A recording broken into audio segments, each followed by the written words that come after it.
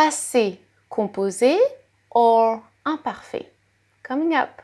Hello my friend, my name is Claire and I am here to teach you French with a smile. So today we are going to see the differences between passé composé and imparfait. They are both about something in the past, but the difference is if you see like a timeline, the passé composé is very sharp. It's 1 point or it's 1 year. It's very precise in time. Whereas imparfait, it spreads more on the line of time. It is a habit in the past. It is something that took some time in the past. Let's see an example, my friend. So I was driving. Everything was all right. I was driving and all of a sudden, my phone rang. Je conduisais tranquillement lorsque mon téléphone a sonné. So you see that conduire is in the imparfait and sonner is in the passé composé because all of a sudden the phone rings. Encore une fois. Je conduisais tranquillement lorsque mon téléphone a sonné. Ensemble, je conduisais tranquillement lorsque mon téléphone a sonné. Let's try another example.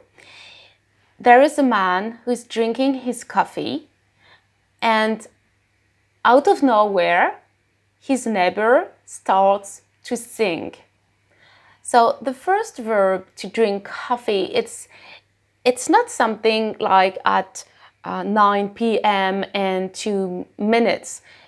It takes a little bit of time and it's like painting the picture, the context of an action, and the action is going to be in the passé composé. You see what I mean? So imparfait, think I'm painting the canvas, the scene, how do I put the characters, what are they doing, how is the weather, everything. And all of a sudden, there is one action.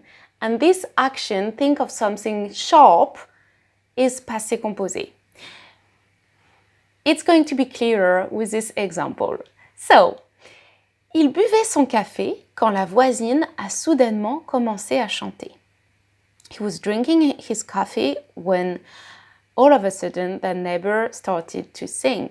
Encore une fois, il buvait son café quand la voisine a soudainement commencé à chanter. Ensemble, ils buvaient son café quand la voisine a soudainement commencé à chanter. Okay, so we've done sentences with both imparfait and passé composé, but of course you can use them one at a time. For instance, he drove from Paris to Marseille. This is one action. We are focusing on this action. I'm going to use passé composé. Il a conduit de Paris à Marseille en une journée. So he drove from Paris to Marseille in one day. Encore une fois. Il a conduit de Paris à Marseille en une journée. Ensemble, il a conduit de Paris à Marseille en une journée. Excellent. Now we are together walking in the streets of Paris and we pass a cabaret. And I'm saying to you, my friend, professional dancer, she danced every night in this cabaret. Elle a chanté tous les soirs dans ce cabaret. So she sang, but she danced maybe also. Elle a chanté tous les soirs dans ce cabaret. Ensemble, elle a chanté tous les soirs dans ce cabaret. So here I really want to convey the idea that every night she sang in that place. Every night. But I could say elle chantait dans ce cabaret. Autrefois. Autrefois, elle chantait dans ce cabaret. Years ago, she was singing in that cabaret. Encore une fois.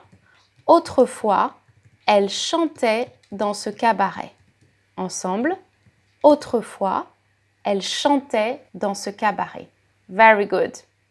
Another example with both imparfait and passé composé so you can grasp the difference. Nous lisions au coin du feu lorsque l'orage a grondé. So we were reading by the fire when the thunder started. Encore une fois, nous lisions au coin du feu lorsque l'orage a grondé. Ensemble, nous lisions au coin du feu lorsque l'orage a grondé. So you see, imparfait is painting the picture and passé composé is focusing on the action. Now, if I want to ask you, have you read that book? I'm going to use passé composé. It's not, were you reading that book in the past? No, I'm focusing on the action to read. Have you read it? Yes or no? Avez-vous lu ce livre? Encore une fois, avez-vous lu ce livre? Ensemble, avez-vous lu ce livre? Very good, my friend. One last example, and really the secret here is to read as many examples as you can and to try to notice the difference. This is how you'll get it. Ils étaient en train de discuter quand le train a brutalement démarré. Ils ont été surpris. They were chatting when the train brutally started. They were surprised. Encore une fois, ils étaient en train de discuter quand le train a brutalement démarré. Ils ont été surpris. Ensemble, ils étaient en train de discuter quand le train a brutalement démarré. Ils ont été surpris. So you see that their chatting action is the description of the context. But we are focusing on two actions thanks to passé composé. The fact that the train started and the fact that they were surprised. Okay, my friend, one-to-one lessons available. The link is below. And I see you very soon on French with a smile.